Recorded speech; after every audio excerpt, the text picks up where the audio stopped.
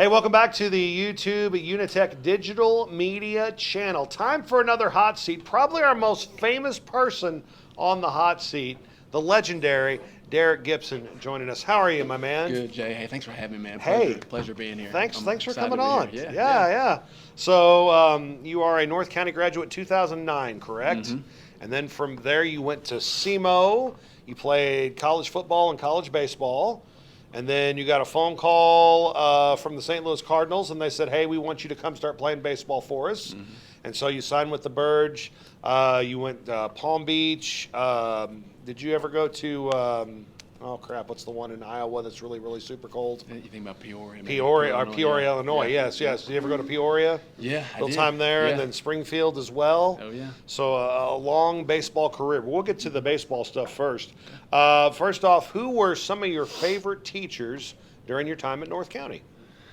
Well, I have watched a couple of these, and I was Yeah? a little bit nervous for that question, too, because, man, our class, I felt like, was just so lucky to have so many people who just cared for us and loved us and wanted us to grow and just put a lot of effort and time into us. And but back whenever I was in elementary school, my good buddies, Steve Moak, taught me then, and I mean we still go to church together and we fish together to this day. And gosh, we had so much fun in middle school gym and also intermediate school gym. I remember like 5th and 6th grade, Coach Elam and Coach Farr, so they would coach like a PE class and a health class. So like on Friday, the health and the PE class would kind of merge together, and so you got to play dodgeball. So we always enjoyed that. That was a good memory for sure. And then middle school towards the end of Coach Pope's career was fun. He was. I bet he was really, the filter was completely off at the end of his career. I mean, he was just so laid back and just loved being there, and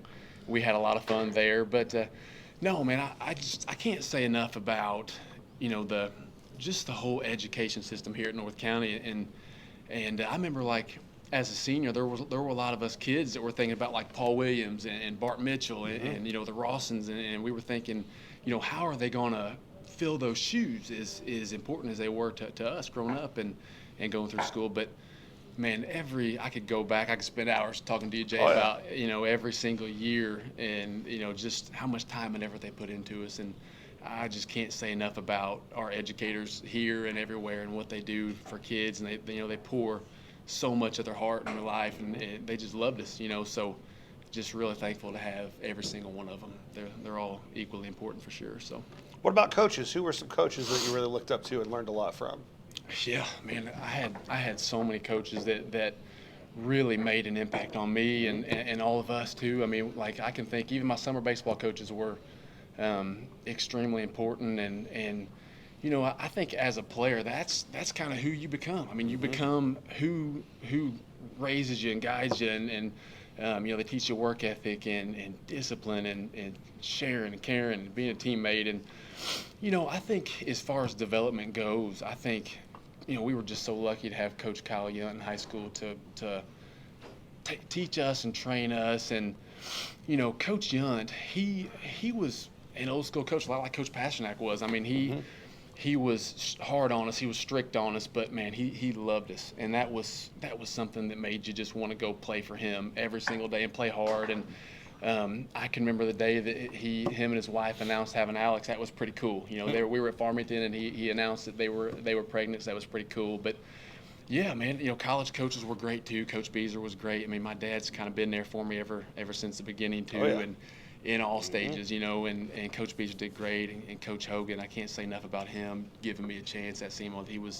He was great as well. So just a lot of guys, and that's kind of the beauty of it. Like, when you look back on your career, you look at like all the guys that you played for and the impact they made on you, and then as you kind of transition to that coaching role, I think a lot of them shows up in that. So I mean, I can't say enough about those guys and everything they did for me.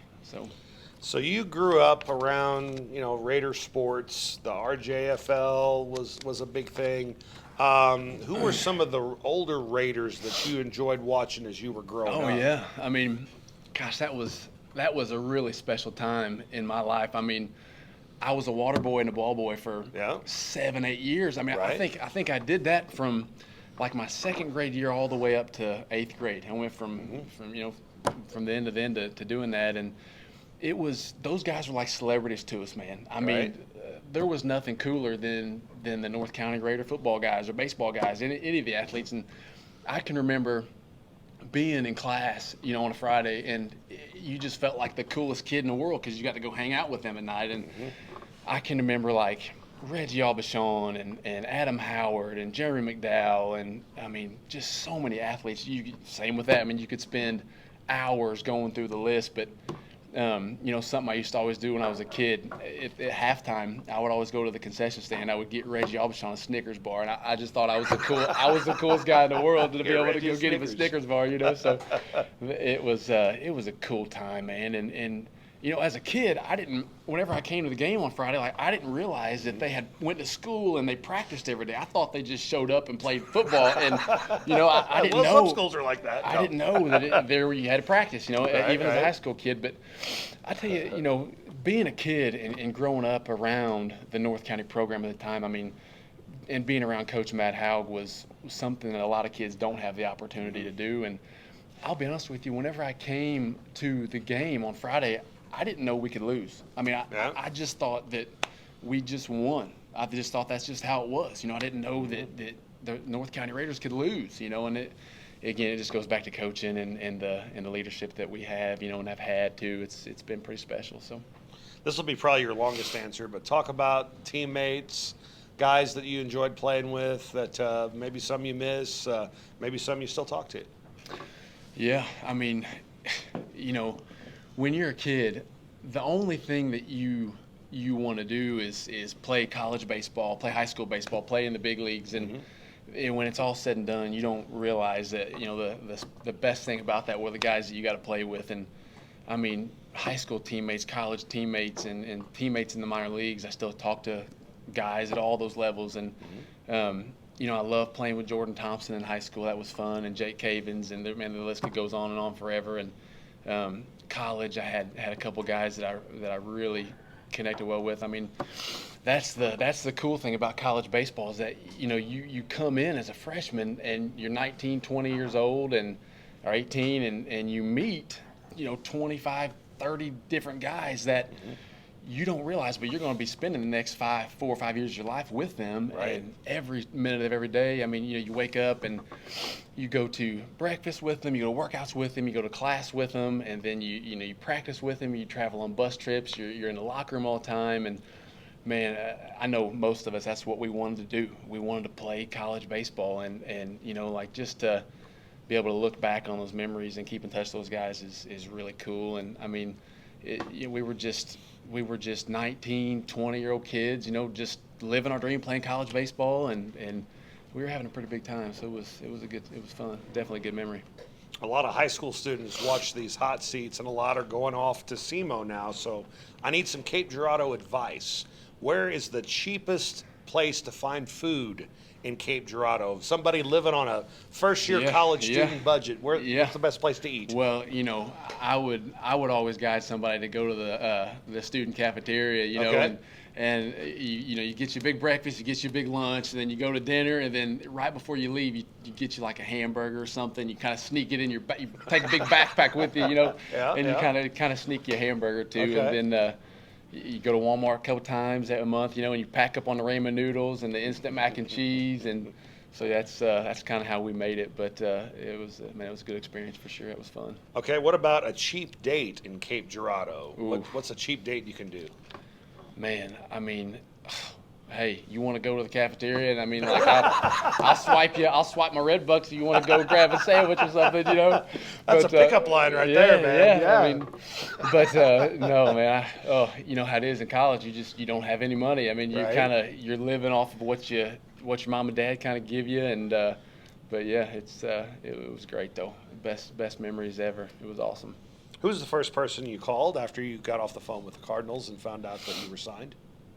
So, well, my dad was the first one I called, and it was kind of crazy because I was in the parking lot of the Chicago White Sox place. Right, because you had driven up there to talk to them, right? Yeah. I mean, and I could go through that whole story if you'd like me to, but it would take a couple minutes. But I was in the parking lot there, and there was a security guard, and I kind of explained my story to him, and I kind of told him what I was doing and why I was there, and I remember I was walking out of the office there. I had like a 5-minute meeting with one of their recruiters, and I walked down the stairs and my phone started ringing. And it was like 10 in the morning, and it was a St. Louis number, and I'm thinking, this is weird. Like, why would anybody call me at 10 in the morning from a St. Louis number? And it was the scouting director, and he said, hey, we're gonna get you a spot. We're flying you out tomorrow. And I remember calling Dad, and it was pretty cool. I mean, I remember like whenever I got that call, I went back to the car and I just sat there for a minute, and like I really felt like I was dreaming. It was the coolest, just the most, something you never think's gonna ever happen. It was a really cool thing, and I remember calling Dad, and he really couldn't believe it. It was pretty cool, and like thinking back to from whenever I was 4 or 5 years old, all the hours that Dad went to the field with me and sacrificed so much of his time, and to be able to share that moment with him was pretty special. That's something that was probably the coolest thing that's ever happened to me, was to be able to share that with him. So it was neat. So That's awesome stuff. Yeah, it was cool. Let's see. So we're moved on to the professional career now. So in spring training, you're not like in the same locker room, but those guys are around you, the big clubs. So like Yachty, Wainwright, were probably the two most famous Cardinals at that time. I think Jason Hayward was there for one of the springs that you were there. Did you ever get starstruck with these guys that you've grown up watching on TV? Yeah, I mean, like, it was weird. I mean, like, you would be changing and you'd be going to the training room to get treatment done, and somebody that you, like you said, have watched for 10, 15 years would be sitting there getting the same treatment done you're getting, and it was really cool, man. It was mentally, for me, it was just different because a lot of the guys that were in our program weren't from Missouri, weren't from St. Louis area, and so it was just different for them. But for me and a couple other guys that were pretty local, Voigt was there at the time too, and I remember Luke Voigt even saying, "There's Wayno right there." Look at him. He was a home run leader in the big leagues last year, and he was kind of starstruck by that too. So it was pretty cool, man. It was Luke awesome. Voigt's got like a car commercial now, like for Audi or something like that. Have you seen that? Yeah, that guy. That's not bad, huh? I mean, that dude is like, he's the coolest guy in the world. I mean, just like you and anybody else, just average, normal guy, and just laid back and fun. But man, he's super talented, and he's a good marketer too. He's really smart on that end. So. Who are some other teammates that are like in the show or have been in the show that you played with back in the day? Yeah, I mean, our class was really special. We had Luke Weaver, we had Jack Flaherty, we had I think Alex Reyes was that year as well. I could be wrong, but I think he was that year. I think he transferred that year. And then Paul DeYoung was that class as well. Harrison Bader was that class. We had a lot of guys. We were strong. It was a strong group for sure. And Paul's had a good career in the major leagues now, and Bader's healthy again, playing again, and Voigt's doing incredible. I mean, that guy, even though he wasn't our class, but we had a pretty strong class. So, who were some players you played against at that time that are now in the big leagues? That's a good question, and I was never very good at knowing who I was playing.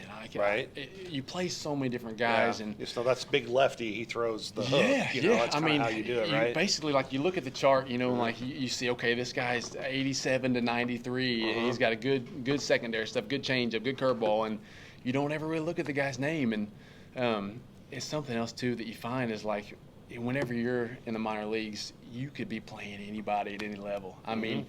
You might have Yachty or Molina that hurts his thumb, and he comes down to a rookie game and just to get some at bats. So I mean, you could be facing anybody. My dad was always really good about knowing who we played, and he would call me after the game and say, "Hey, this guy was a former big leaguer." He's like, had 2 hits off of him, and I was like, I had no idea.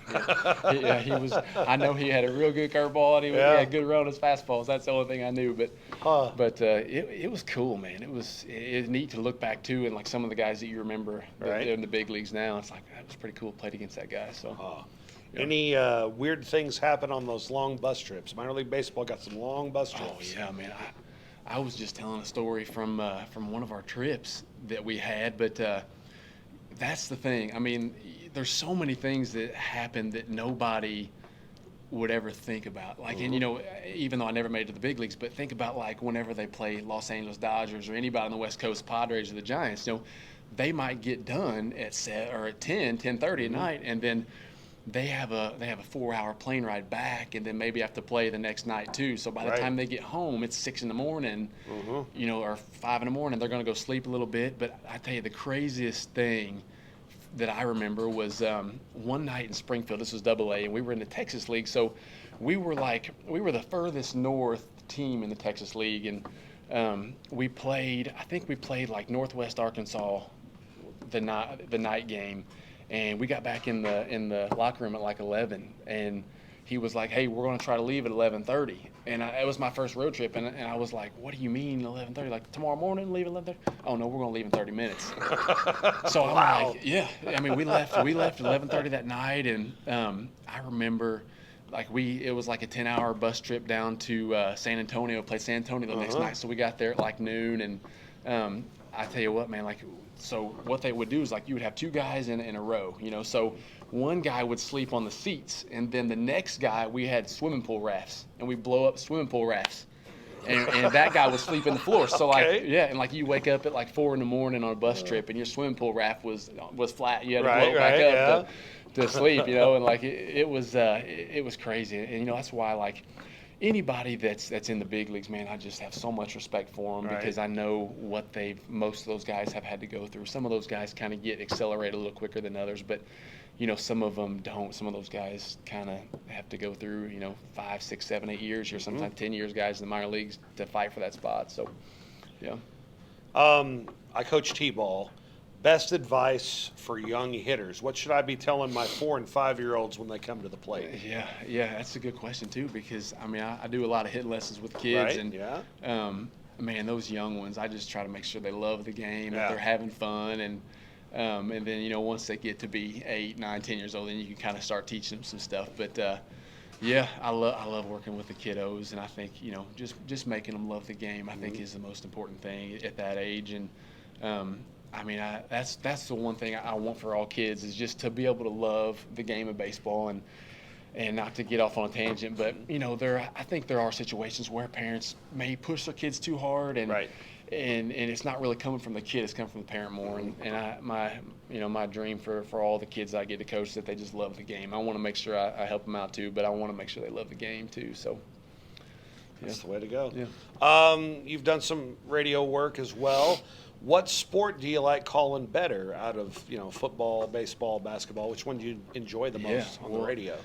I don't know anything about basketball, so I pray to God nobody ever gets that desperate to try to get me to do a basketball game. But I love being on the radio. I just thought that you're good at it too, it was man. Cool to hang out with you guys, and it was it was cool to see you. I haven't seen you probably since the last football game, I've never done a baseball game. I would love to start doing some baseball stuff. Man. I would love to do some baseball stuff. But what are you doing next Wednesday? We got a broadcast right here on this channel, North County Sites. Get you my number. Okay, Hook good me deal. Up. Yeah. Good deal.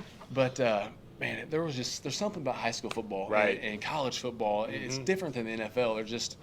There's so much energy, and man, it's just different, and I love still being a part of that, and even if not on the radio, Dad and Grandpa and I, we come and watch our local guys. Absolutely.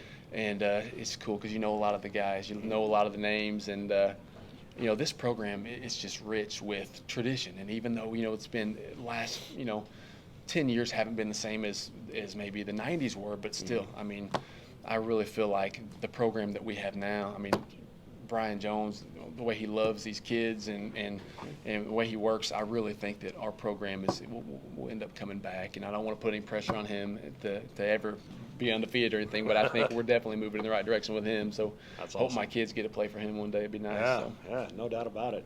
Who would play you in a movie? What famous actor would play Derek Gibson in the Derek Gibson story? Oh, man.